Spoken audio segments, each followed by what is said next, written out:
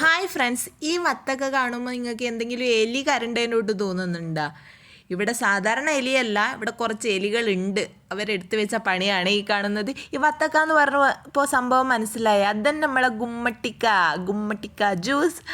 അപ്പോൾ ഞാൻ ഇതിനു മുന്നേ ഈ വത്തക്ക ഉപ്പിലിടുന്ന കുറേ വീഡിയോസ് കണ്ടിട്ടുണ്ടായിരുന്നേ. അപ്പോൾ ഞാൻ വിചാരിച്ചു സാധാരണ എല്ലാം ഉപ്പിലിട്ടാൽ ഒരു ടേസ്റ്റ് ഉണ്ടാവുമല്ലോ, ആ ഒരു ടേസ്റ്റ് ആയിരിക്കും എന്ന് വിചാരിച്ച് ഞാൻ അങ്ങനെ ട്രൈ ചെയ്യാൻ പോയില്ല. അപ്പം ഞാൻ ഇതിൽ മുന്നേയുള്ള വീഡിയോയിൽ പറഞ്ഞിട്ടുണ്ടായിരുന്നു, കണി വെച്ചതിലുള്ള സംഭവം അത് തന്നെ, അതിലുണ്ടായിരുന്ന വത്തക്കയാണ് ഈ കാണുന്നത്. അപ്പോൾ വിചാരിച്ചെന്നാൽ പിന്നെ ആ രീതിയിലൊന്ന് ഉപ്പിലിട്ട് നോക്കാമെന്ന്.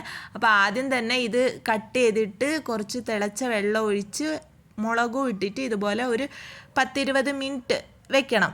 എന്നിട്ട് നമ്മൾ അതിന് ശേഷം ഒരു പാത്രം എടുത്ത് അതിലേക്ക് കുറച്ച് പഞ്ചസാര, ഉപ്പ്, വിനാഗിരി, പിന്നെ നമ്മൾ ആ വെച്ചിട്ടുള്ള വെള്ളം ഉണ്ടല്ലോ, വത്തക്കയിലുള്ള വെള്ളം, അതും ഇതിലേക്ക് ഒഴിച്ചു കൊടുക്കുക കേട്ടോ. എന്നിട്ട് ഒഴിച്ചു കൊടുത്തിട്ട് ഇതൊന്നുകൂടി നമ്മൾ തിളപ്പിച്ചെടുക്കണം. തിളച്ചതിന് ശേഷം നമ്മൾ വീണ്ടും നമ്മുടെ ഈ വത്തക്ക ഇട്ട ഒരു പാത്രം ഉണ്ടല്ലോ അതിലേക്ക് ഒഴിച്ചു കൊടുക്കുക.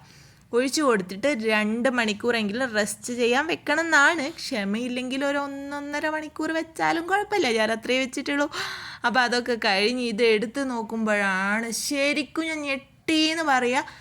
നോൺ സ്റ്റോപ്പായിട്ട് നമ്മളോട് തിന്നോണ്ടിരിക്കും, തിന്ന് നമുക്ക് നിർത്താൻ പറ്റൂല. സത്യമാണ് പറയുന്നത്. ഇനി എന്നെപ്പോലെ ഇതുവരെയും ട്രൈ ചെയ്യാത്ത ആൾക്കാർ ആരെങ്കിലും ഉണ്ടെങ്കിൽ ഒന്ന് ട്രൈ ചെയ്ത് നോക്കിക്കോ.